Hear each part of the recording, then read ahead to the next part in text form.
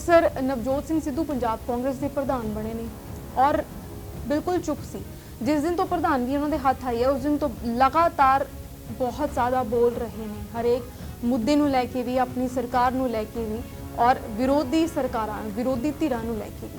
ਕੱਲ ਆਜ਼ਾਦੀ ਦਿਹਾੜੇ ਮੌਕੇ ਜਿਸ ਤਰੀਕੇ ਦੇ ਨਾਲ ਨਵਜੋਤ ਸਿੰਘ ਸਿੱਧੂ ਦਾ ਰਵੱਈਆ ਵੇਖਣ ਨੂੰ ਮਿਲਿਆ, ਉਸ ਦੀ ਆਲੋਚਨਾ ਵਿਰੋਧੀ ਧਿਰਾਂ ਦੇ ਵੱਲੋਂ ਵੀ ਕੀਤੀ ਜਾ ਰਹੀ ਹੈ, ਦੇਸ਼ ਦੇ ਨਾਗਰਿਕਾਂ ਦੇ ਵੱਲੋਂ ਵੀ ਕੀਤੀ ਜਾ ਰਹੀ ਹੈ। ਜਿਸ ਤਰੀਕੇ ਨਾਲ ਮੈਂ ਪਹਿਲਾਂ ਕਿਹਾ ਕਿ ਬਤੌਰ ਪੱਤਰਕਾਰ ਔਰ ਬਤੌਰ ਦੇਸ਼ ਦੇ ਨਾਗਰਿਕ ਮੈਨੂੰ ਕਿਤੇ ਨਾ ਕਿਤੇ ਨਵਜੋਤ ਸਿੰਘ ਸਿੱਧੂ ਦੀ ਉਹ ਗੱਲ ਬਹੁਤ ਬੁਰੀ ਲੱਗੀ ਹੈ।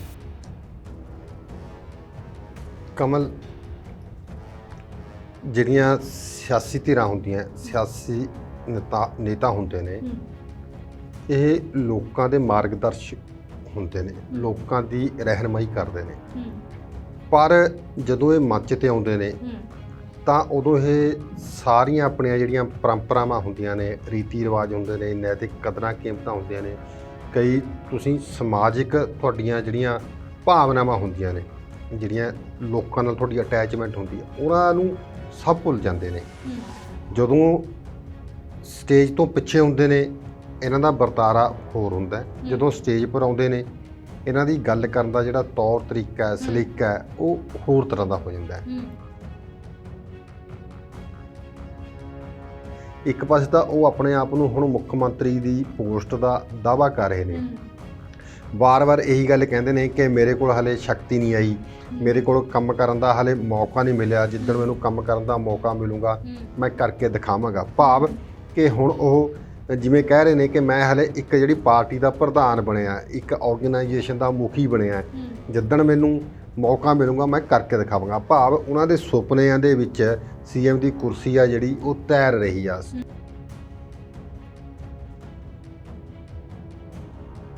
ਕਿੰਨੀ ਵਾਰੀ ਸਾਡੇ ਸਿਆਸੀ ਆਗੂਆਂ ਨੇ ਸ਼ਹੀਦ ਭਗਤ ਸਿੰਘ ਹੋਰਾਂ ਦੇ ਪਿੰਡ ਖਟਕੜ ਕਲਾਂ ਦੇ ਵਿੱਚ ਜਾ ਕੇ ਉਹਨਾਂ ਦੀ ਜਿਹੜੀ ਉੱਥੇ ਬੁੱਤ ਲੱਗਾ ਹੋਇਆ, ਉਹਨਾਂ ਦੀ ਪ੍ਰਤਿਮਾ ਨੂੰ ਜਾ ਕੇ ਨਤਮਸਤਕ ਹੋਏ ਨੇ।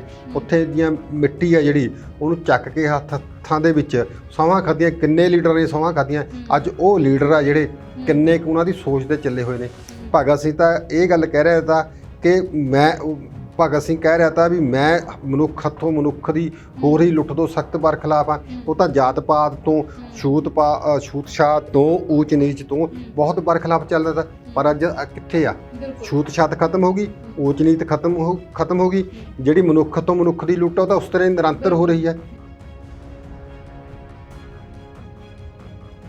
ਸੁਖਜਿੰਦਰ ਰੰਧਾਵਾ ਬਹੁਤ ਵਾਰੀ ਕਹਿ ਚੁੱਕੇ ਨੇ ਕਿ ਮਜੀਠੀਆ ਨੂੰ ਜੂੜੇ ਤੋਂ ਫੜ ਕੇ ਜਿਹੜਾ ਜੇਲ੍ਹ 'ਚ ਸੁੱਟਿਆ ਜਾਏਗਾ। ਤੇ ਇਹੀ ਗੱਲਾਂ ਅਕਾਲੀ ਦਲ ਦੀ ਸਰਕਾਰ ਦੇ ਦੌਰਾਨ ਜਿਹੜੇ ਅਕਾਲੀ ਆਗੂ ਕਹਿੰਦੇ ਹੁੰਦੇ ਇਹ ਕੁਝ ਨਹੀਂ ਹੋਣਾ, ਸਿਰਫ ਲੋਕਾਂ ਦੇ ਵਿੱਚ ਵਰਕਰਾਂ ਦੇ ਵਿੱਚ ਇੱਕ ਜੋਸ਼ ਭਰਿਆ ਜਾਂਦਾ, ਹੋਰ ਇਹਦੇ ਉੱਪਰ ਕੁਝ ਨਹੀਂ। ਜੇ ਕੀਤਾ ਜਾਂਦਾ, ਜੇ ਇਹਨਾਂ ਦੀ ਸੋਚ ਸਹੀ ਹੁੰਦੀ ਤਾਂ ਸਾਰਾ ਕੁਝ ਸਹੀ ਹੋ ਸਕਦਾ। ਹੁਣ ਇੱਕ ਮੰਤਰੀ ਨੇ ਨਵਾਂ ਸ਼ਹਿਰ ਦੇ ਵਿੱਚ ਕੌਮੀ ਝੰਡਾ ਲਹਿਰਾਇਆ। ਕੌਮੀ ਝੰਡਾ ਲਹਿਰਾਉਣ ਤੋਂ ਬਾਅਦ ਉਹਨੇ ਇੱਕ ਬਲੈਕ ਫਲੈਗ ਆ ਜਿਹੜਾ ਕਿਸਾਨਾਂ ਦੇ ਰੋਸ ਵਿੱਚ ਉਹ ਵੀ ਲਹਿਰਾਤਾ।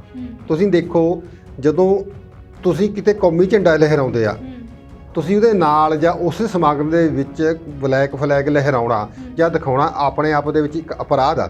ਜਦੋਂ ਇਹ ਇਹੀ ਕਾਲਾ ਝੰਡਾ ਉਸ ਸਟੇਡੀਅਮ ਦੇ ਵਿੱਚ ਜਾਂ ਉਸ ਜਿੱਥੇ ਫੰਕਸ਼ਨ ਹੋ ਰਿਹਾ ਕੋਈ ਕਾਮਨ ਮੈਨ, ਕੋਈ ਬੰਦਾ ਲਹਿਰਾ ਦਿੰਦਾ ਤਾਂ ਉਹਦੇ ਪਰ ਕਦੋਂ ਦਾ ਇਹਨਾਂ ਨੇ ਦੇਸ਼ ਧਰੋਹੀ ਦਾ ਪਰਚਾ ਦਰਜ ਲਾ ਕੇ ਜਾਂ ਹੋਰ ਪਰਚਾ ਦਰਜ ਕਰਨਾ। ਘੱਟੋ ਘੱਟ ਤੁਸੀਂ 2 ਦਿਨ ਤਾਂ ਜਿਹੜੀ ਆਪਣੀ ਰਾਜਨੀਤਿਕ ਰੋਟੀਆਂ ਉਹ ਸਿੱਕਣੀਆਂ ਦਾ ਛੱਡ ਦਿਓ, 2 ਦਿਨ ਤਾਂ ਤੁਸੀਂ ਆਪਣੇ ਸ਼ਹੀਦਾਂ ਨੂੰ ਸਹੀ ਮਾਇਨੇ 'ਚ ਯਾਦ ਕਰ ਲਓ। 2 ਦਿਨਾਂ ਦੇ ਵਿੱਚ ਤਾਂ ਤੁਸੀਂ ਅਜਿਹੇ ਜਿਹੜੀ ਭਾਸ਼ਾ ਹੈ ਉਹ ਵਰਤ ਲਓ, ਅਜਿਹੀ ਸ਼ਬਦ ਤੁਸੀਂ ਵਰਤ ਲਓ ਜਾਂ ਅਜਿਹੇ ਕੰਮ ਕਰ ਲਓ ਜਿਹੜੇ ਲੋਕ ਮੰਨਣ ਕਿ ਵਾਕਈ ਉਹ ਪੀੜ੍ਹੀਆਂ ਦਰ ਪੀੜ੍ਹੀਆਂ ਤੁਹਾਡੀ ਉਹਨਾਂ ਨੂੰ ਸੁਣਨ ਅਤੇ ਯਾਦ ਰੱਖਣ ਕਿ ਉਸ ਦਿਨ ਉਹਨਾਂ ਦਾ ਭਾਸ਼ਣ ਆ ਜਿਹੜਾ ਬਹੁਤ ਵਧੀਆ। ਤੇ ਤੁਸੀਂ ਹਰ ਰੋਜ਼ ਇੱਕ ਦੂਜੇ ਨੂੰ ਗਾਲੀ ਗਲੋਚ ਕਰਨ ਦੇ ਬਜਾਏ ਹਰ ਰੋਜ਼ ਇੱਕ ਦੂਜੇ ਨੂੰ ਤੁਸੀਂ ਨੀਵਾਂ ਕਰਨ ਦੀ ਦਿਖਾ ਰਹੇ ਆ। ਤੁਸੀਂ ਲੋਕਾਂ ਨੂੰ ਦੱਸਣਾ ਕੀ ਚਾਹੁੰਦੇ ਆ? ਮੁਫਤ ਚੀਜ਼ਾਂ ਦੇਣ ਦੇ ਜਿਹੜੇ ਲਾਲਚ ਆ, ਉਹ ਜਾਲ ਆ ਮੁਫਤ ਦੇਣ ਦਾ, ਉਹਦੇ ਵਿੱਚ ਲੋਕਾਂ ਨੂੰ ਫਸਾਇਆ ਜਾ ਰਿਹਾ ਤੇ ਉੱਪਰ ਹੋਰ ਕੁਝ ਨਹੀਂ ਹੈਗਾ। ਇਹ ਗੱਲ ਪੰਜਾਬ ਦੇ ਲੋਕਾਂ ਨੂੰ ਸਮਝ ਲੈਣੀ ਚਾਹੀਦੀ ਆ ਕਿ ਜਿੰਨੀਆਂ ਮੁਫਤ ਚੀਜ਼ਾਂ ਤੁਹਾਨੂੰ ਮਿਲਣਗੀਆਂ ਉਨੇ ਤੁਸੀਂ ਹੋਰ ਗਰੀਬ ਹੁੰਦੇ ਜਾਓਗੇ, ਉਨੇ ਤੁਸੀਂ ਹੋਰ ਉਲਝਦੇ ਜਾਓਗੇ, ਉਨੇ ਜਿਹੜੀ ਤੁਹਾਡੀ ਵਿਵਸਥਾ ਉਹ ਵਿਗੜਦੀ ਜਾਊਗੀ। ਇਸ ਕਰਕੇ ਜੇ ਲੋਕਾਂ ਨੇ ਆਪਣੇ ਆਪ ਨੂੰ ਬਚਣਾ ਹੈ, ਪੰਜਾਬ ਦੀ ਜਿਹੜੀ GDP ਆ ਉਹਨੂੰ ਵਧਾਉਣਾ ਹੈ, ਉਹਨੂੰ ਮਜ਼ਬੂਤ ਕਰਨਾ ਹੈ, ਪੰਜਾਬ ਨੂੰ ਵਿਕਾਸ ਪੱਖੋਂ ਮਜ਼ਬੂਤ ਕਰਨਾ ਹੈ, ਆਪਣੇ ਆਪ ਨੂੰ ਵਿਕਾਸ ਪੱਖੋਂ ਮਜ਼ਬੂਤ ਹੋਣਾ ਹੈ, ਤਾਂ ਸਾਨੂੰ ਜਿਹੜੀਆਂ ਮੁਫਤ ਦੀਆਂ ਚੀਜ਼ਾਂ ਇਹਨਾਂ ਨੂੰ ਛੱਡਣਾ ਪਵੇਗਾ। ਸਤਿ ਸ਼੍ਰੀ ਅਕਾਲ, ਪੰਜਾਬ ਸਟਾਰ ਟੀਵੀ ਵੇਖ ਰਹੇ ਸਾਰੇ ਦਰਸ਼ਕਾਂ ਦਾ ਸਵਾਗਤ ਹੈ। ਮੈਂ ਹਾਂ ਕਮਲਜੀਤ ਕੌਰ ਲੈ ਕੇ ਹਾਜ਼ਰ ਹਾਂ ਪ੍ਰੋਗਰਾਮ ਸਪੈਸ਼ਲ ਰਿਪੋਰਟ। ਕੱਲ ਦੇਸ਼ ਭਰ ਦੇ ਵਿੱਚ ਭਾਰਤ ਦਾ ਆਜ਼ਾਦੀ ਦਿਹਾੜਾ ਮਨਾਇਆ ਗਿਆ। ਦੇਸ਼ ਦੇ ਵਿੱਚ ਨਹੀਂ ਬਲਕਿ ਵਿਦੇਸ਼ ਦੇ ਵਿੱਚ ਜਿੱਥੇ ਵੀ ਭਾਰਤ ਵਾਸੀ ਰਹਿੰਦੇ ਨੇ, ਵਿਦੇਸ਼ ਦੇ ਜਿਸ ਕੋਨੇ ਦੇ ਵਿੱਚ ਜਿਸ ਮੁਲਕ ਦੇ ਵਿੱਚ, ਉੱਥੇ ਭਾਰਤ ਦੇ ਆਜ਼ਾਦੀ ਦਿਹਾੜੇ ਨੂੰ ਧੂਮਧਾਮ ਦੇ ਨਾਲ ਮਨਾਇਆ ਗਿਆ। ਇਸ ਦਿਨ ਭਾਰਤ ਆਜ਼ਾਦ ਹੋਇਆ 15 ਅਗਸਤ 1947, 74 ਸਾਲ ਪਹਿਲਾਂ ਭਾਰਤ ਨੂੰ ਆਜ਼ਾਦੀ ਮਿਲੀ। ਪਰ ਜੇ ਸਾਡੇ ਨੇਤਾਵਾਂ ਦੀ ਗੱਲ ਕਰੀਏ ਤਾਂ ਆਜ਼ਾਦੀ ਦਿਹਾੜੇ ਦੇ ਮੌਕੇ ਕੁਝ ਇਹੋ ਜਿਹੇ ਲਫ਼ਜ਼ ਉਹਨਾਂ ਦੇ ਮੂੰਹ ਤੋਂ ਸੁਣਨ ਨੂੰ ਮਿਲੇ ਜਿਸ ਦੀ ਕੀ ਉਮੀਦ ਨਹੀਂ ਕੀਤੀ ਜਾ ਸਕਦੀ ਸੀ। ਨਵਜੋਤ ਸਿੰਘ ਸਿੱਧੂ ਤੇ ਬਿਕਰਮ ਸਿੰਘ ਮਜੀਠੀਆ ਦੀ ਜਿਹੜੀ ਸਿਆਸੀ ਖਿੱਚੋਤਾਣ ਹੈ ਉਹ ਨਿੱਜੀ ਖਿੱਚੋਤਾਣ ਦੇ ਵਿੱਚ ਬਦਲਦੀ ਜਾ ਰਹੀ ਹੈ। ਔਰ ਨਵਜੋਤ ਸਿੰਘ ਸਿੱਧੂ ਚੰਡੀਗੜ੍ਹ ਦੇ ਵਿੱਚ ਆਜ਼ਾਦੀ ਦਿਹਾੜੇ ਦੇ ਮੌਕੇ ਸ਼ਹੀਦਾਂ ਨੂੰ ਸ਼ਰਧਾਂਜਲੀ ਦੇਣ ਦੇ ਲਈ ਸਟੇਜ ਤੋਂ ਸੰਬੋਧਨ ਕਰ ਰਹੇ ਸੀ। ਪਰ ਉਹਨਾਂ ਦੇ ਸੰਬੋਧਨ ਦੇ ਵਿੱਚ ਸ਼ਹੀਦਾਂ ਨੂੰ ਯਾਦ ਕਰਨਾ ਕਿਤੇ ਲਾਂਭੇ ਰਹਿ ਗਿਆ ਤੇ ਬਿਕਰਮ ਸਿੰਘ ਮਜੀਠੀਆ ਨੂੰ ਉਹਨਾਂ ਨੇ ਧਰ ਦਬੋਚਿਆ। ਔਰ ਜਿਸ ਤਰੀਕੇ ਦੇ ਹਾਵ ਭਾਵ ਉਹਨਾਂ ਨੇ ਸਟੇਜ ਦੇ ਉੱਤੇ ਦਿਖਾਏ ਉਹ ਬਤੌਰ ਪੱਤਰਕਾਰ ਵੀ ਮੈਨੂੰ ਬੁਰੇ ਲੱਗੇ ਔਰ ਬਤੌਰ ਦੇਸ਼ ਦੇ ਨਾਗਰਿਕ ਵੀ ਮੈਨੂੰ ਉਹ ਹਾਵ ਭਾਵ ਬਹੁਤ ਬੁਰੇ ਲੱਗੇ। ਔਰ ਬਹੁਤ ਸਾਰੇ ਲੋਕ ਇਹ ਚੀਜ਼ ਮਹਿਸੂਸ ਕਰਦੇ ਹੋਣਗੇ ਕਿ ਜਿਸ ਤਰੀਕੇ ਦੇ ਨਾਲ ਨਵਜੋਤ ਸਿੰਘ ਸਿੱਧੂ ਨੇ ਸ਼ਬਦਾਵਲੀ ਵਰਤੀ ਹੈ, ਰਾਜਨੀਤਿਕ ਮਤਭੇਦ ਸਭ ਦੇ ਹੁੰਦੇ ਨੇ, ਪਰ ਜਦੋਂ ਆਜ਼ਾਦੀ ਦਿਹਾੜੇ ਦੀ ਗੱਲ ਆਉਂਦੀ ਹੈ ਤਾਂ ਉਸ ਵੇਲੇ ਸ਼ਹੀਦਾਂ ਨੂੰ ਸ਼ਰਧਾਂਜਲੀ ਜਿਹੜੀ ਹੈ ਦਿੱਤੀ ਜਾਣੀ ਬੇहद ਜ਼ਰੂਰੀ ਹੁੰਦੀ ਹੈ। ਹਾਲਾਂਕਿ ਇੱਕ ਸਾਲ ਦੇ ਵਿੱਚ ਇੱਕ ਦਿਨ ਅਜਿਹਾ ਹੁੰਦਾ ਜਿਸ ਦਿਨ ਸ਼ਹੀਦਾਂ ਨੂੰ ਯਾਦ ਕੀਤਾ ਜਾਂਦਾ ਔਰ ਉਸ ਦਿਨ ਵੀ ਨਵਜੋਤ ਸਿੰਘ ਸਿੱਧੂ ਤੇ ਬਿਕਰਮ ਸਿੰਘ ਮਜੀਠੀਆ ਨੇ ਇੱਕ ਦੂਜੇ ਨੂੰ ਮਿਹਣੇ ਮਾਰਨ ਦੇ ਵਿੱਚ, ਇੱਕ ਦੂਜੇ ਦੇ ਲਈ ਘਟੀਆ ਸ਼ਬਦਾਵਲੀ ਵਰਤਣ ਦੇ ਵਿੱਚ ਕੋਈ ਕਸਰ ਨਹੀਂ ਛੱਡੀ। ਆਜ਼ਾਦੀ ਦਿਹਾੜੇ ਦੇ ਉੱਤੇ ਨਵਜੋਤ ਸਿੰਘ ਸਿੱਧੂ ਤੇ ਬਿਕਰਮ ਸਿੰਘ ਮਜੀਠੀਆ ਦੀਆਂ ਇਹ ਹਰਕਤਾਂ ਕਿਸ ਤਰੀਕੇ ਦੇ ਨਾਲ ਮਾਇਨੇ ਰੱਖਦੀਆਂ ਨੇ, ਕਿਸ ਤਰੀਕੇ ਨਾਲ ਇਹਨਾਂ ਨੂੰ ਵੇਖਿਆ ਜਾਵੇ, ਗੱਲਬਾਤ ਕਰਾਂਗੇ। ਸਾਡੇ ਨਾਲ ਮੌਜੂਦ ਨੇ ਸੀਨੀਅਰ ਪੱਤਰਕਾਰ ਜੈ ਸਿੰਘ ਛਿੱਬਰ। ਸਰ ਬਹੁਤ-ਬਹੁਤ ਸਵਾਗਤ ਹੈ। ਧੰਨਵਾਦ ਕਮਲ ਜੀ। ਸਰ, ਨਵਜੋਤ ਸਿੰਘ ਸਿੱਧੂ ਪੰਜਾਬ ਕਾਂਗਰਸ ਦੇ ਪ੍ਰਧਾਨ ਬਣੇ ਨੇ ਔਰ ਬਿਲਕੁਲ ਚੁੱਪ ਸੀ। ਜਿਸ ਦਿਨ ਤੋਂ ਪ੍ਰਧਾਨਗੀ ਉਹਨਾਂ ਦੇ ਹੱਥ ਆਈ ਹੈ ਉਸ ਦਿਨ ਤੋਂ ਲਗਾਤਾਰ ਬਹੁਤ ਜ਼ਿਆਦਾ ਬੋਲ ਰਹੇ ਨੇ, ਹਰੇਕ ਮੁੱਦੇ ਨੂੰ ਲੈ ਕੇ ਵੀ, ਆਪਣੀ ਸਰਕਾਰ ਨੂੰ ਲੈ ਕੇ ਵੀ ਔਰ ਵਿਰੋਧੀ ਧਿਰਾਂ ਨੂੰ ਲੈ ਕੇ ਵੀ। ਕੱਲ ਆਜ਼ਾਦੀ ਦਿਹਾੜੇ ਮੌਕੇ ਜਿਸ ਤਰੀਕੇ ਦੇ ਨਾਲ ਨਵਜੋਤ ਸਿੰਘ ਸਿੱਧੂ ਦਾ ਰਵੱਈਆ ਵੇਖਣ ਨੂੰ ਮਿਲਿਆ, ਉਸ ਦੀ ਆਲੋਚਨਾ ਵਿਰੋਧੀ ਧਿਰਾਂ ਦੇ ਵੱਲੋਂ ਵੀ ਕੀਤੀ ਜਾ ਰਹੀ ਹੈ, ਦੇਸ਼ ਦੇ ਨਾਗਰਿਕਾਂ ਦੇ ਵੱਲੋਂ ਵੀ ਕੀਤੀ ਜਾ ਰਹੀ ਹੈ। ਜਿਸ ਤਰੀਕੇ ਨਾਲ ਮੈਂ ਪਹਿਲਾਂ ਕਿਹਾ ਕਿ ਬਤੌਰ ਪੱਤਰਕਾਰ ਔਰ ਬਤੌਰ ਦੇਸ਼ ਦੇ ਨਾਗਰਿਕ ਮੈਨੂੰ ਕਿਤੇ ਨਾ ਕਿਤੇ ਨਵਜੋਤ ਸਿੰਘ ਸਿੱਧੂ ਦੀ ਉਹ ਗੱਲ ਬਹੁਤ ਬੁਰੀ ਲੱਗੀ ਹੈ। ਕਮਲ, ਜਿਹੜੀਆਂ ਸਿਆਸੀ ਧਿਰਾਂ ਹੁੰਦੀਆਂ, ਸਿਆਸੀ ਨੇਤਾ ਹੁੰਦੇ ਨੇ, ਇਹ ਲੋਕਾਂ ਦੇ ਮਾਰਗਦਰਸ਼ਕ ਹੁੰਦੇ ਨੇ, ਲੋਕਾਂ ਦੀ ਰਹਿਨਮਾਈ ਕਰਦੇ ਨੇ। ਪਰ ਜਦੋਂ ਇਹ ਮੰਚ ਤੇ ਆਉਂਦੇ ਨੇ ਤਾਂ ਉਦੋਂ ਇਹ ਸਾਰੀਆਂ ਆਪਣੀਆਂ ਜਿਹੜੀਆਂ ਪਰੰਪਰਾਵਾਂ ਹੁੰਦੀਆਂ ਨੇ, ਰੀਤੀ ਰਿਵਾਜ ਹੁੰਦੇ ਨੇ, ਨੈਤਿਕ ਕਦਰਾਂ ਕੀਮਤਾਂ ਹੁੰਦੀਆਂ ਨੇ, ਕਈ ਤੁਸੀਂ ਸਮਾਜਿਕ ਤੁਹਾਡੀਆਂ ਜਿਹੜੀਆਂ ਭਾਵਨਾਵਾਂ ਹੁੰਦੀਆਂ ਨੇ, ਜਿਹੜੀਆਂ ਲੋਕਾਂ ਨਾਲ ਤੁਹਾਡੀ ਅਟੈਚਮੈਂਟ ਹੁੰਦੀ ਹੈ, ਉਹਨਾਂ ਨੂੰ ਸਭ ਭੁੱਲ ਜਾਂਦੇ ਨੇ। ਜਦੋਂ ਸਟੇਜ ਤੋਂ ਪਿੱਛੇ ਹੁੰਦੇ ਨੇ ਇਹਨਾਂ ਦਾ ਵਰਤਾਰਾ ਹੋਰ ਹੁੰਦਾ, ਜਦੋਂ ਸਟੇਜ ਪਰ ਆਉਂਦੇ ਨੇ ਇਹਨਾਂ ਦੀ ਗੱਲ ਕਰਨ ਦਾ ਜਿਹੜਾ ਤੌਰ ਤਰੀਕਾ ਹੈ, ਸਲੀਕਾ ਹੈ, ਉਹ ਹੋਰ ਤਰ੍ਹਾਂ ਦਾ ਹੋ ਜਾਂਦਾ ਹੈ। ਜਿਸ ਕਰਕੇ ਕਈ ਵਾਰ ਅਜਿਹੇ ਆਗੂ ਆਪਣੇ ਮੂੰਹੋਂ ਅਜਿਹੀਆਂ ਗੱਲਾਂ ਗੁੱਸੇ ਵਿੱਚ ਜਾਂ ਭਾਵੁਕਤਾ ਦੇ ਦੌਰ ਵਿੱਚ ਵਹਿੰਦੇ ਹੋਏ ਜਾਂ ਅਗਰੈਸਿਵ ਹੋ ਕੇ ਅਜਿਹੇ ਸ਼ਬਦ ਮੂੰਹੋਂ ਕੱਢ ਦਿੰਦੇ ਨੇ ਜਿਹੜੇ ਕਿ ਬਹੁਤ ਸਾਹਮਣੇ ਬੈਠੇ ਵਾਲੇ ਬੰਦੇ ਨੂੰ ਉਹਨਾਂ ਨੂੰ ਵੀ ਚੁੱਭਦੇ ਨੇ, ਜਿਹੜੇ ਸਮਾਜ ਦੇ ਵਿੱਚ ਚੰਗੀ ਸੋਚ ਰੱਖਣ ਵਾਲੇ ਲੋਕ ਨੇ ਉਹਨਾਂ ਨੂੰ ਵੀ ਚੁੱਭਦੇ ਨੇ। ਦੇਖੋ, ਸ਼ਬਦ ਉਹ ਹੋਣੇ ਚਾਹੀਦੇ ਆ ਕਿ ਜਿਹੜੇ ਤੁਹਾਨੂੰ ਵੀ ਚੰਗੇ ਲੱਗਣ, ਤੁਹਾਡੇ ਸਾਹਮਣੇ ਬੈਠੇ ਵਾਲਿਆਂ ਨੂੰ ਵੀ ਚੰਗੇ ਲੱਗਣ। ਠੀਕ ਹੈ, ਜਿਹੜੀ ਆਲੋਚਨਾ ਹੈ ਉਹ ਕਰਨੀ ਚਾਹੀਦੀ ਆ, ਆਲੋਚਨਾ ਸੁਣਨੀ ਚਾਹੀਦੀ ਆ। ਆਲੋਚਨਾ ਨਾਲ ਬਹੁਤ ਸਾਰੇ ਜਿਹੜੇ ਕਾਰਜ ਆ ਉਹ ਠੀਕ ਹੋ ਸਕਦੇ ਨੇ। ਜੇ ਤੁਸੀਂ ਕਿਸੇ ਦੀ ਆਲੋਚਨਾ ਨਹੀਂ ਕਰੋਗੇ, ਗਲਤੀਆਂ ਨਹੀਂ ਕੱਢੋਗੇ ਤਾਂ ਉਹਨੂੰ ਸੁਧਰਨ ਦਾ ਮੌਕਾ ਨਹੀਂ ਮਿਲਦਾ। ਜਿਹੜੀ ਗਲਤੀ ਆ ਉਹ ਸੁਧਾਰੀ ਨਹੀਂ ਜਾ ਸਕਦੀ। ਪਰ ਜਿੱਥੇ ਤੁਸੀਂ ਨਵਜੋਤ ਸਿੱਧੂ ਦੀ ਗੱਲ ਕੀਤੀ ਆ ਜਾਂ ਬਿਕਰਮ ਮਜੀਠੀਆ ਹੋਰਾਂ ਦੀ ਗੱਲ ਕੀਤੀ ਆ, ਨਵਜੋਤ ਸਿੱਧੂ ਕਿਤੇ ਨਾ ਕਿਤੇ ਬਹੁਤ ਅਗਰੈਸਿਵ ਹੋ ਕੇ ਚੱਲ ਰਹੇ ਨੇ।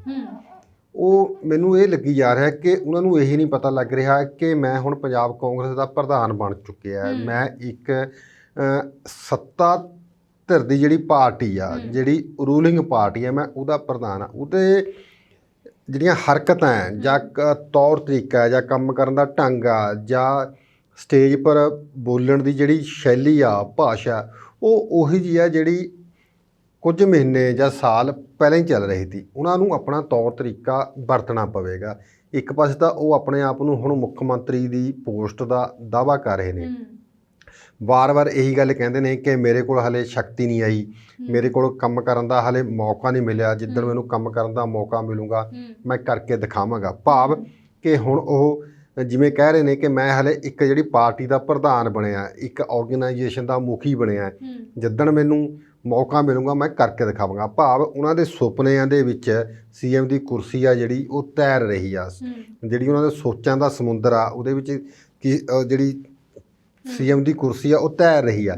ਪਰ ਕਿਤੇ ਨਾ ਕਿਤੇ ਜਦੋਂ ਅਜਿਹੀ ਭਾਸ਼ਾ ਵਰਤਦੇ ਨੇ, ਜਿਵੇਂ ਤੁਸੀਂ ਕੱਲ੍ਹ ਕਿਹਾ ਕਿ ਆਜ਼ਾਦੀ ਦਿਵਸ ਦੇ ਮੌਕੇ 'ਤੇ ਉਹਨਾਂ ਨੂੰ ਅਜਿਹਾ ਨਹੀਂ ਬੋਲਣਾ ਚਾਹੀਦਾ, ਤਾਂ ਕੱਲੀ ਆਜ਼ਾਦੀ ਦਿਵਸ ਦੀ ਗੱਲ ਨਹੀਂ, ਆਮ ਤੌਰ 'ਤੇ ਜੇ ਵੈਸੇ ਵੀ ਤੁਸੀਂ ਲੋਕਾਂ ਦੇ ਵਿੱਚ ਜਾ ਰਿਹਾ, ਤੁਸੀਂ ਸੱਭਿਅਕ ਸਮਾਜ ਦੀ ਗੱਲ ਕਰਦਾ, ਕਿਤੇ ਵੀ ਨਹੀਂ ਬੋਲਣਾ ਚਾਹੀਦਾ। ਮੈਂ ਇਸ ਲਈ ਕਿਹਾ ਸਰ ਕਿਉਂਕਿ ਸ਼ਹੀਦਾਂ ਨੂੰ ਨਮਨ ਕੀਤਾ ਜਾ ਰਿਹਾ ਸੀ ਦੇਸ਼ ਦੇ ਕੋਨੇ-ਕੋਨੇ ਦੇ ਵਿੱਚ, ਪਰ ਸ਼ਹੀਦਾਂ ਨੂੰ ਸ਼ਰਧਾਂਜਲੀ ਦੇਣ ਦੀ ਬਜਾਏ ਨਵਜੋਤ ਸਿੰਘ ਸਿੱਧੂ ਜਿਹੜੇ ਨੇ ਉਹ ਵਿਕਰਮ ਮਜੀਠੀਆ ਨੂੰ ਮਿਹਣੇ ਮਾਰਨ ਲੱਗ ਗਏ।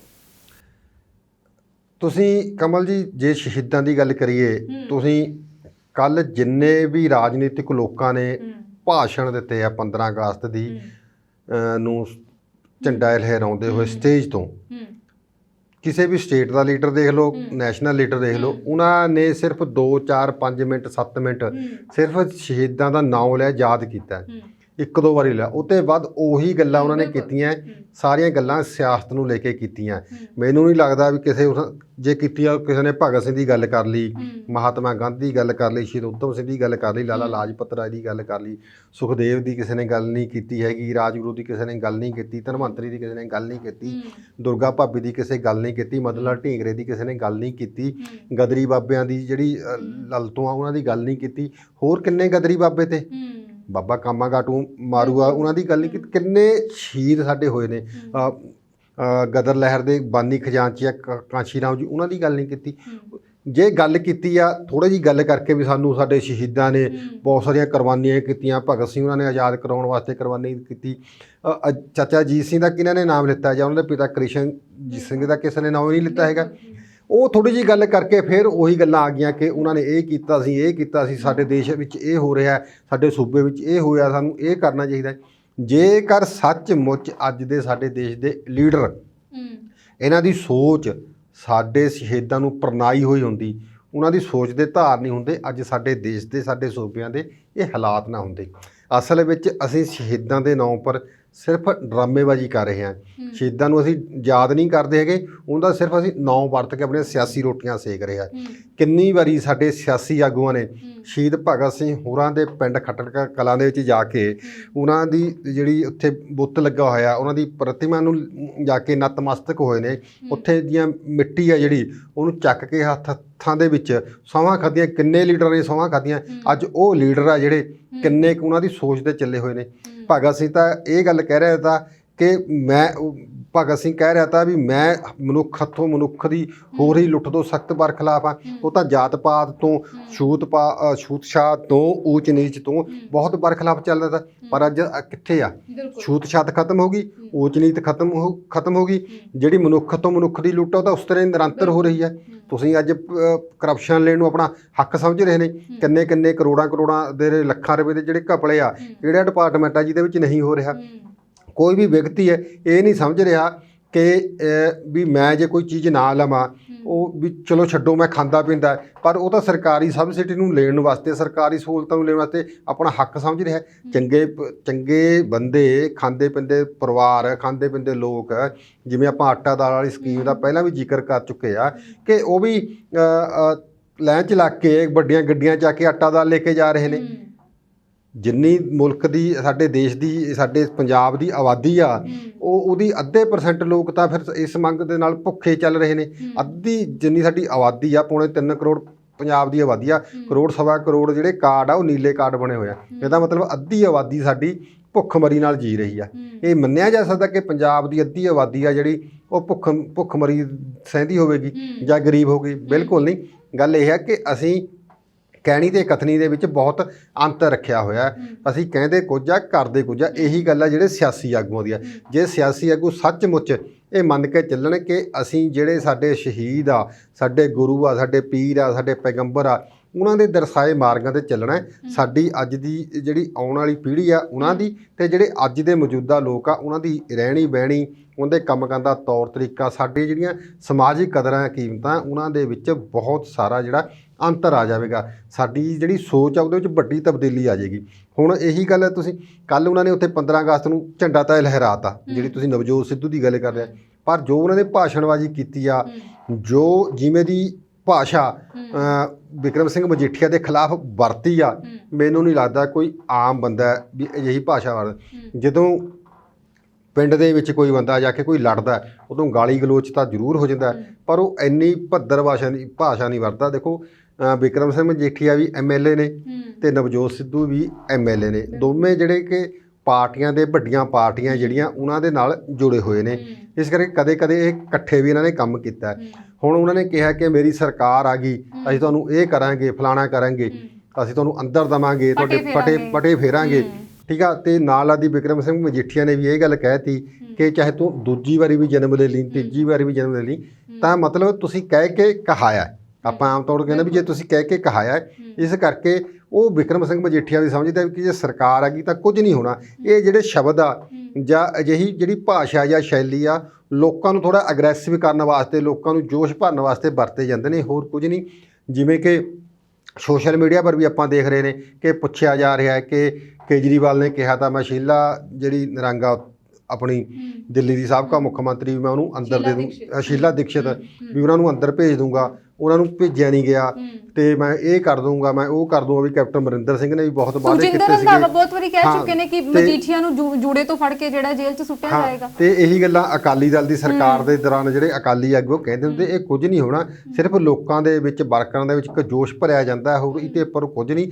ਜੇ ਕੀਤਾ ਜਾਂਦਾ, ਜੇ ਇਹਨਾਂ ਦੀ ਸੋਚ ਸਹੀ ਹੁੰਦੀ ਤਾਂ ਸਾਰਾ ਕੁਝ ਸਹੀ ਹੋ ਸਕਦਾ। ਹੁਣ ਇੱਕ ਮੰਤਰੀ ਨੇ ਨਵਾਂ ਸ਼ਹਿਰ ਦੇ ਵਿੱਚ ਕੌਮੀ ਝੰਡਾ ਲਹਿਰਾਇਆ, ਕੌਮੀ ਝੰਡਾ ਲਹਿਰਾਉਣ ਤੋਂ ਬਾਅਦ ਉਹਨੇ ਇੱਕ ਬਲੈਕ ਫਲੈਗ ਆ ਜਿਹੜਾ ਕਿਸਾਨਾਂ ਦੇ ਰੋਸ ਵਜੋਂ ਉਹ ਵੀ ਲਹਿਰਾਤਾ।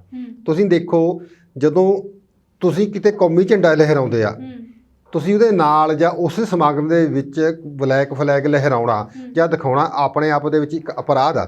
ਜਦੋਂ ਇਹ ਇਹੀ ਕਾਲਾ ਝੰਡਾ ਉਸ ਸਟੇਡੀਅਮ ਦੇ ਵਿੱਚ ਜਾਂ ਉਸ ਜਿੱਥੇ ਫੰਕਸ਼ਨ ਹੋ ਰਿਹਾ ਕੋਈ ਕਾਮਨ ਮੈਨ, ਕੋਈ ਬੰਦਾ ਲਹਿਰਾ ਦਿੰਦਾ, ਤਾਂ ਉਹਦੇ ਪਰ ਕਦੋਂ ਦਾ ਇਹਨਾਂ ਨੇ ਦੇਸ਼ ਧਰੋਹੀ ਦਾ ਪਰਚਾ ਦਰਜ ਲਾ ਕੇ ਜਾਂ ਹੋਰ ਪਰਚਾ ਦਰਜ ਕਰਨਾ। ਪਰ ਇੱਕ ਮੰਤਰੀ ਉਸ ਸਟੇਜ ਤੇ ਇਹ ਕਾਲਾ ਝੰਡਾ ਲਹਿਰਾ ਰਿਹਾ, ਉਸ ਮੰਤਰੀ ਨੂੰ ਇਹ ਨਹੀਂ ਪਤਾ ਕਿ ਮੈਂ ਅੱਜ ਕੌਮੀ ਝੰਡੇ ਦੇ ਸਨਮਾਨ ਵਿੱਚ ਇੱਥੇ ਪੁੱਜਿਆ ਹਾਂ, ਮੈਂ ਕੌਮੀ ਝੰਡਾ ਲਹਿਰਾ ਰਿਹਾ। ਲਾਲ ਕਿਲੇ ਤੇ ਜੋ ਘਟਨਾਕ੍ਰਮ ਹੋਇਆ, ਕੇਸਰੀ ਨਿਸ਼ਾਨ ਸਾਹਿਬ ਚਲਾਇਆ ਗਿਆ ਜਿਹੜਾ, ਉਸ ਦੇ ਪਿੱਛੇ ਅੱਜ ਵੀ ਜਿਹੜੇ ਨੌਜਵਾਨ ਨੇ ਜੇਲ੍ਹਾਂ 'ਚ ਬੰਦ ਨੇ, ਅੱਜ ਵੀ ਦੇਸ਼ ਧਰੋਹ, ਰਾਸ਼ਟਰ ਧਰੋਹ ਦੀਆਂ ਧਾਰਾਵਾਂ ਉਹਨਾਂ ਤੇ ਲੱਗੀਆਂ ਹੋਈਆਂ ਨੇ, ਔਰ ਦੂਜੇ ਪਾਸੇ ਮੰਤਰੀ ਜਦੋਂ ਝੰਡਾ ਦਿਖਾਉਂਦੇ ਨੇ ਤਾਂ ਕੋਈ ਪੁੱਛਦਾ ਨਹੀਂ। ਹਾਂ ਬਿਲਕੁਲ। ਦੇਖੋ, ਮੈਂ ਉਹੀ ਗੱਲ ਕਹਿ ਰਿਹਾ ਕਿ ਜੇਕਰ ਉੱਥੇ ਕੋਈ ਕਾਮਨ ਮੈਨ ਨੇ ਜਾਂ ਮੰਨ ਲਓ ETT ਟੀਚਰ ਜਾਂ ਕੱਚੇ ਮੁਲਾਜ਼ਮ ਜਾਂ ਜਿਹੜੀਆਂ ਆਂਗਣਵਾੜੀ ਵਰਕਰਾਂ ਜਿਹੜੇ ਕਾਫੀ ਦੇਰ ਤੋਂ ਆਪਣੀਆਂ ਹਕੂਕੀ ਮੰਗਾਂ ਲਈ ਪ੍ਰੋਟੈਸਟ ਕਰ ਰਹੇ ਨੇ, ਜੋ ਪ੍ਰੋਟੈਸਟ ਕਰਦੇ ਕਰਦੇ ਵੀ ਉੱਥੇ ਅੰਦਰ ਵੜ ਜਾਂਦੇ, ਕੋਈ ਹੁੱਲੜਬਾਜੀ ਕਰ ਦਿੰਦੇ, ਕੋਈ ਨਾਅਰਾ ਲਾ ਦਿੰਦੇ, ਉਹਨਾਂ ਦੇ ਪਰ ਕਦੋਂ ਦਾ ਪ੍ਰਸ਼ਾਸਨ ਨੇ ਕਬਜ਼ਾ ਕਰ ਲੈਣਾ। ਉਸ ਸਮਾਗਮ ਵਿੱਚ DC ਸਾਹਿਬਾਨ ਵੀ ਬੈਠੇ ਨੇ, ADC ਵੀ ਬੈਠੇ ਨੇ, ਹੋਰ ਅਫਸਰ ਸਾਹਿਬਾਨ ਬੈਠੇ ਨੇ, ਉਸ ਫੰਕਸ਼ਨ ਦੇ ਵਿੱਚ SSP ਵੀ ਬੈਠਾ, ਹੋਰ ਅਫਸਰ। ਉਹਨਾਂ ਨੇ ਹੁਣ ਤੱਕ ਕਿਉਂ ਨਹੀਂ ਪਰਚਾ ਦਰਜ ਕੀਤਾ? ਪਰਚਾ ਦਰਜ ਕਰਨਾ ਬਣਦਾ ਤਾਂ ਉਸ ਮੰਤਰੀ ਦੇ ਖਿਲਾਫ ਜਿਹਨੇ ਕਾਲਾ ਝੰਡਾ ਉੱਥੇ ਲਹਿਰਾਇਆ ਗਿਆ ਉਹਨੇ, ਕਿਉਂਕਿ ਤੁਸੀਂ ਉਸ ਫੰਕਸ਼ਨ ਦੇ ਵਿੱਚ ਜਦੋਂ ਰਾਸ਼ਟਰੀ ਧਵਜ ਦਾ ਨੈਸ਼ਨਲ ਫਲੈਗ ਆ ਉਹਦਾ ਤੁਸੀਂ ਸਲੂਟ ਕਰਨ ਆਏ ਆ, ਉਹਦੀ ਕਦਰ ਕਰਨੀ ਚਾਹੀਦੀ ਹੈ ਸਾਨੂੰ। ਇਹੀ ਗੱਲ ਹੈ ਜਾਣੀ ਕਿ ਇੱਧਰ ਨਵਜੋਤ ਸਿੱਧੂ ਪਰ ਵੀ ਜੁੜਦੀ ਆ ਕਿ ਤੁਸੀਂ ਰਾਸ਼ਟਰੀ ਫਲੈਗ ਲਹਿਰਾ ਰਿਹਾ, ਤੁਹਾਡੇ ਕੋਲ ਬਹੁਤ ਮੌਕੇ ਨੇ। ਜਿਵੇਂ ਤੁਸੀਂ ਕਿਹਾ ਕਿ ਇੱਕ ਦਿਨ ਹੁੰਦਾ ਤੁਸੀਂ ਉਹਨਾਂ ਨੂੰ ਯਾਦ ਕਰਨਾ, ਵੈਸੇ ਤਾਂ ਸਾਨੂੰ ਰੋਜ਼ ਯਾਦ ਕਰਨਾ ਚਾਹੀਦਾ। ਆਪਣੇ ਜਿਹੜੇ ਸ਼ਹੀਦ ਨੇ, ਗੁਰੂ ਪੀਰ ਨੇ, ਰਹਿਬਰ ਨੇ, ਉਹਨਾਂ ਨੂੰ ਸਾਨੂੰ ਰੋਜ਼ ਯਾਦ ਕਰਨਾ ਚਾਹੀਦਾ।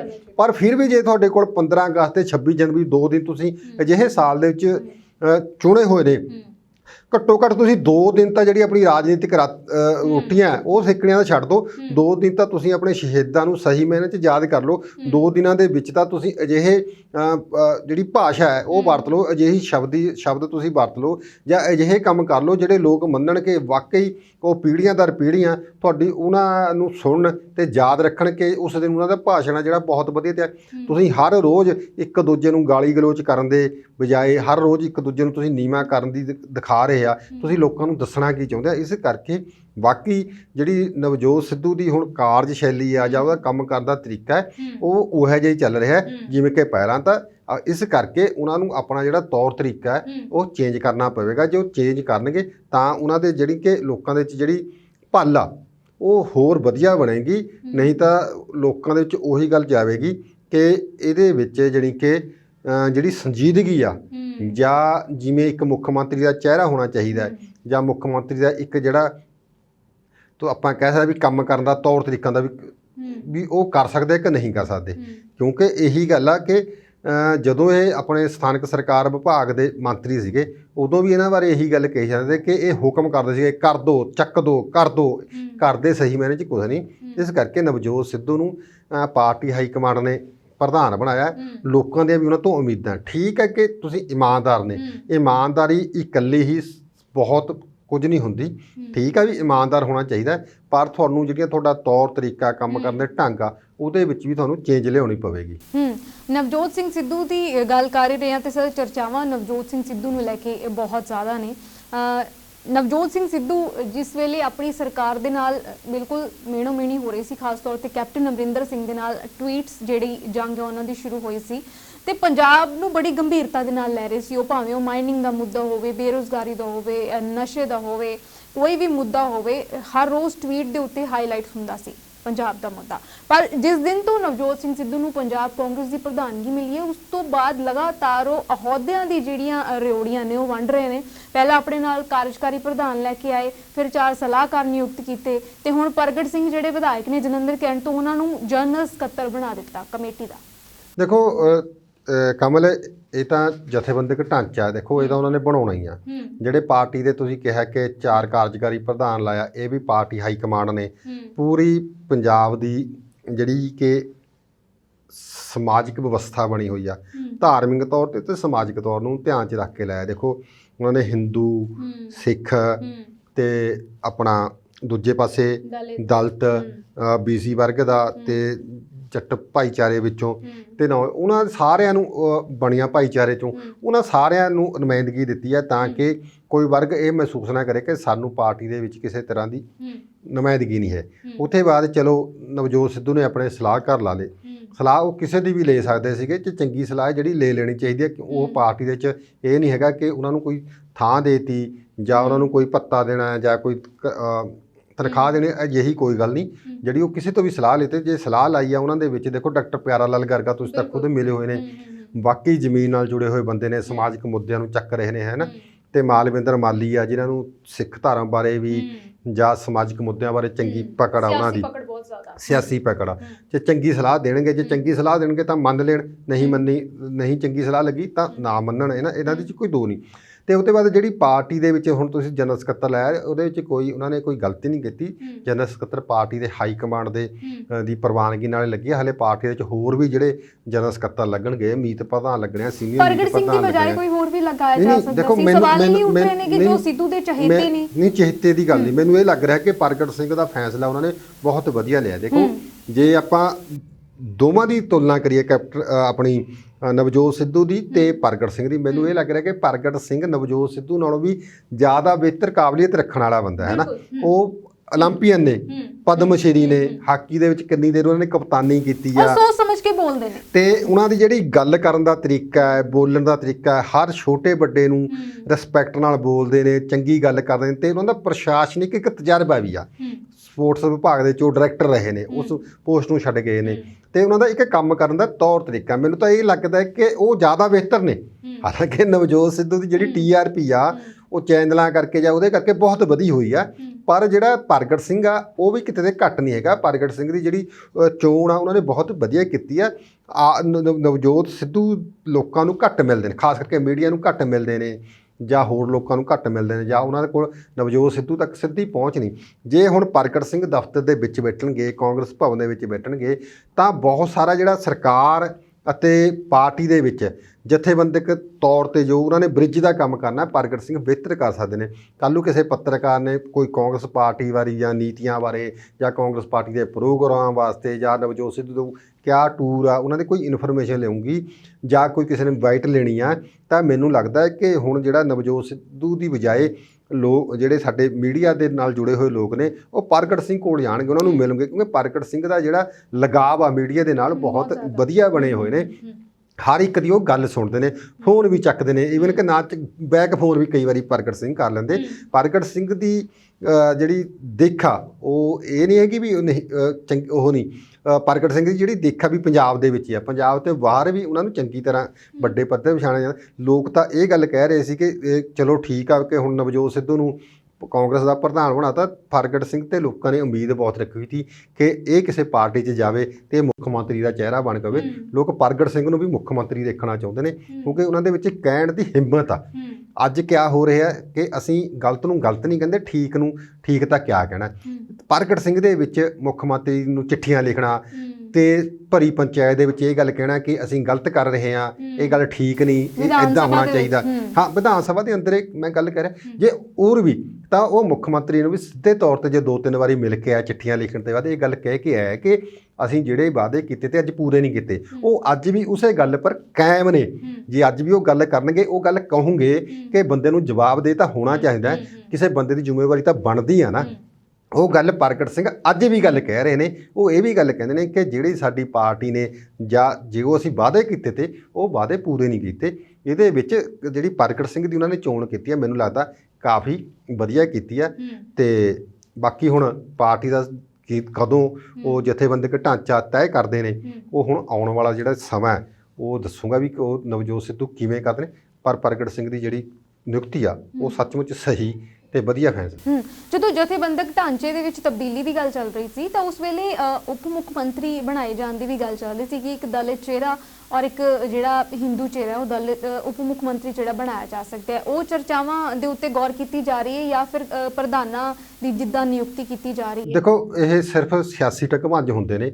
ਜੇ ਤੁਸੀਂ ਸਹੀ ਮਾਇਨੇ 'ਚ ਦੇਖੀਏ, ਉਪ ਮੁੱਖ ਮੰਤਰੀ ਦੇ ਕੋਲ ਕੋਈ ਪਾਵਰ ਨਹੀਂ ਹੁੰਦੀ। ਜਿਹੜੀ ਪਾਵਰ ਆ ਉਹ ਮੁੱਖ ਮੰਤਰੀ ਦੇ ਕੋਲ ਹੁੰਦੀ ਆ। ਉਪ ਮੁੱਖ ਮੰਤਰੀ ਤਾਂ ਜਿਹੜੇ ਤੁਹਾਡੇ ਕੈਬਨਿਟ ਮੰਤਰੀ ਦਾ ਇੱਕ ਜਿਹੜਾ ਅਹੁਦਾ ਹੁੰਦਾ ਜਾਂ ਕੈਬਨਿਟ ਮੰਤਰੀ ਹੁੰਦਾ, ਉਹਨੂੰ ਵਿੱਚ ਇੱਕ ਕਹਿੰਦੇ ਜੀ ਇਹ ਉਪ ਮੁੱਖ ਮੰਤਰੀ ਆ। ਉਹਨੂੰ ਇਹ ਆ ਵੀ 2 ਜਿਹੜੇ ਮਹਿਕਮੇ ਆ ਜਾਂ 3 ਮਹਿਕਮੇ 4 ਮਹਿਕਮੇ ਜਿਹੜੇ ਵੱਧ ਦੇ ਦਿੱਤੇ ਜਾਂਦੇ ਆ, ਥੋੜ੍ਹੀ ਜਿਹੀ ਹੁੰਦਾ। ਹੋਰ ਜੇ ਸੰਵਿਧਾਨਕ ਤੌਰ ਤੇ ਦੇਖੀਏ, ਉਪ ਮੁੱਖ ਮੰਤਰੀ ਦੀ ਕੋਈ ਪੋਸਟ ਨਹੀਂ ਹੈਗੀ। ਇਸ ਕਰਕੇ ਕੈਪਟਨ ਅਮਰਿੰਦਰ ਸਿੰਘ ਨੇ ਚਾਹੇ ਪੋਸਟ ਕਰਕੇ ਨਹੀਂ ਬਣਾਇਆ ਜਾਂ ਉਹਨੂੰ ਇਹ ਲੱਗ ਰਿਹਾ ਤਾਂ ਕਿ ਨਵਜੋਤ ਸਿੱਧੂ ਦੀ ਮੇਰੇ ਨਾਲ ਬਣੀ ਨਹੀਂ ਜਾਂ ਬਣ ਨਹੀਂ ਸਕਦੀ। ਕਈ ਤਰ੍ਹਾਂ ਦੀ ਰਾਜਨੀਤਿਕ ਜਿਹੜੀਆਂ ਚਾਲਾਂ ਹੁੰਦੀਆਂ ਨੇ, ਜਿਹੜੀਆਂ ਪਾਰਟੀਆਂ ਖੇਡਦੀਆਂ ਨੇ।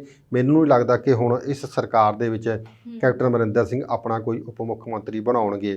ਅਗਲੀ ਸਰਕਾਰ ਬਣੂਗੀ, ਕਿਹੜੀ ਪਾਰਟੀ ਦੀ ਬਣਾਉਣੀ? ਦੇਖੋ, ਅਕਾਲੀ ਦਲ ਨੇ ਵੀ ਕਿਹਾ ਕਿ ਅਸੀਂ ਇੱਕ ਹਿੰਦੂ ਨੂੰ ਤੇ ਇੱਕ ਦਲਿਤ ਨੂੰ ਉਪ ਮੁੱਖ ਮੰਤਰੀ ਬਣਾਵਾਂਗੇ। ਆਮ ਆਦਮੀ ਪਾਰਟੀ ਵੀ ਕਹਿ ਰਹੀ ਹੈ ਕਿ ਸਾਡਾ ਵੀ ਜਿਹੜਾ ਚਿਹਰਾ ਇੱਕ ਦਲਿਤ ਵੀ ਜ਼ਰੂਰ ਹੋਵੇਗਾ।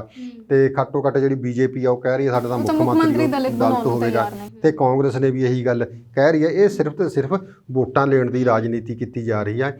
ਸਿਸਟਮ ਬਦਲਣ ਦੀ, ਪਾਰਦਰਸ਼ਤਾ ਲਿਆਉਣ ਦੀ, ਭ੍ਰਿਸ਼ਟਾਚਾਰ ਖਤਮ ਕਰਨ ਦੀ, ਆਮ ਬੰਦੇ ਦੀ ਸੁਣਵਾਈ ਹੋਣ ਦੀ, ਜਾਂ ਸਮੁੱਚਾ ਜਿਹੜਾ ਸਿਸਟਮ ਆ ਉਹ ਕਿਵੇਂ ਬਦਲਿਆ ਜਾਣਾ, ਇਹਦੇ ਪਰ ਲੈ ਕੇ ਕੋਈ ਪਾਰਟੀ ਗੰਭੀਰ ਨਹੀਂ।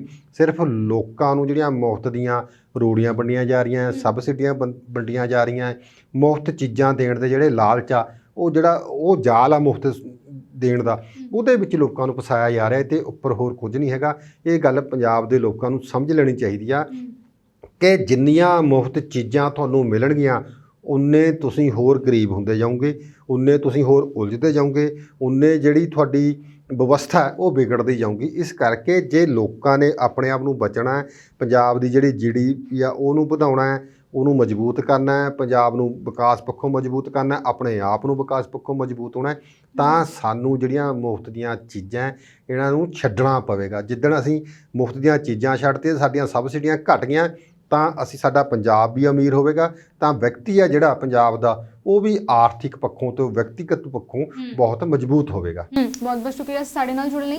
ਇਹ ਸਨ ਸਾਡੇ ਨਾਲ ਸੀਨੀਅਰ ਪੱਤਰਕਾਰ ਜੈ ਸਿੰਘ ਛਿੱਬਰ, ਜਿਨ੍ਹਾਂ ਦੇ ਨਾਲ ਸੇ ਗੱਲਬਾਤ ਕੀਤੀ ਹੈ ਕਿ ਦੇਸ਼ ਦੀ ਆਜ਼ਾਦੀ ਦਿਹਾੜੇ ਦੇ ਮੌਕੇ ਜਿਹੜੇ ਸਿਆਸੀ ਦਾ ਪੇਚਨੇ ਸਟੇਜਾਂ ਦੇ ਉੱਤੋਂ ਖੂਬ ਲਗਾਏ ਗਏ ਨੇ। ਬਾਦਸਤੂਰ ਇਹ ਆਏ ਸਾਲ ਜਦੋਂ ਵੀ ਆਜ਼ਾਦੀ ਦਿਹਾੜਾ ਆਉਂਦਾ ਹੈ ਜਾਂ ਗਣਤੰਤਰ ਦਿਵਸ ਆਉਂਦਾ ਤਾਂ ਹਮੇਸ਼ਾ ਕੁਝ ਸ਼ਬਦ ਜਿਹੜੇ ਨੇ ਸ਼ਹੀਦ ਭਗਤ ਸਿੰਘ ਦੇ ਨਾਮ ਤੇ ਬੋਲ ਕੇ, ਰਾਜਗੁਰੂ ਸੁਖਦੇਵ ਦੇ ਨਾਮ ਤੇ ਬੋਲ ਕੇ, ਉਸ ਤੋਂ ਬਾਅਦ ਫਿਰ ਸਿਆਸੀ ਜਿਹੜੇ ਦਾ ਪੇਚ ਨੇ ਉਹ ਸਟੇਜਾਂ ਦੇ ਉੱਤੇ ਖੇਡੇ ਜਾਂਦੇ ਨੇ। ਪਰ ਕੱਲ ਨਵਜੋਤ ਸਿੰਘ ਸਿੱਧੂ ਤੇ ਬਿਕਰਮ ਮਜੀਠੀਆ ਨੇ ਜੋ ਹੱਦਾਂ ਸ਼ਬਦਾਂ ਨੂੰ ਉਲਝਾਉਣ ਦੀਆਂ ਪਾਰ ਕੀਤੀਆਂ ਨੇ ਉਹ ਬੇहद ਨਿੰਦਣਯੋਗ ਰਹੀਆਂ ਨੇ, ਕਿਉਂਕਿ ਜਿਸ ਤਰੀਕੇ ਦੀ ਸ਼ਬਦਾਵਲੀ ਨਵਜੋਤ ਸਿੰਘ ਸਿੱਧੂ ਦੇ ਵੱਲੋਂ ਵਰਤੀ ਗਈ ਹੈ ਤੇ ਪਲਟਵਾਰ ਵੀ ਬਿਕਰਮ ਸਿੰਘ ਮਜੀਠੀਆ ਵੱਲੋਂ ਉਸੇ ਤਰੀਕੇ ਦੇ ਨਾਲ ਆਏ ਨੇ। ਔਰ ਨਾਲ ਹੀ ਗੱਲਬਾਤ ਕੀਤੀ ਹੈ ਕਿ ਪੰਜਾਬ ਕਾਂਗਰਸ ਦੇ ਵਿੱਚ ਹੁਣ ਇੱਕ ਨਵੀਂ ਜਿਹੜੀ ਪਦਵੀ ਹੈ, ਅਹੁਦਾ ਜਿਹੜਾ ਉਹ ਦਿੱਤਾ ਗਿਆ ਜਲੰਧਰ ਕੈਂਟ ਤੋਂ ਵਿਧਾਇਕ ਪ੍ਰਗਟ ਸਿੰਘ ਨੂੰ। ਸਪੈਸ਼ਲ ਰਿਪੋਰਟ ਦੇ ਵਿੱਚ ਅਸੀਂ ਅਹਿਮ ਮੁੱਦੇ ਲੈ ਕੇ ਹਾਜ਼ਰ ਹੁੰਦੇ ਰਵਾਂਗੇ। ਤਦ ਤੱਕ ਲਈ ਤੁਸੀਂ ਵੇਖਦੇ ਰਹੋ ਪੰਜਾਬ ਸਟਾਰ ਟੀਵੀ। ਧੰਨਵਾਦ।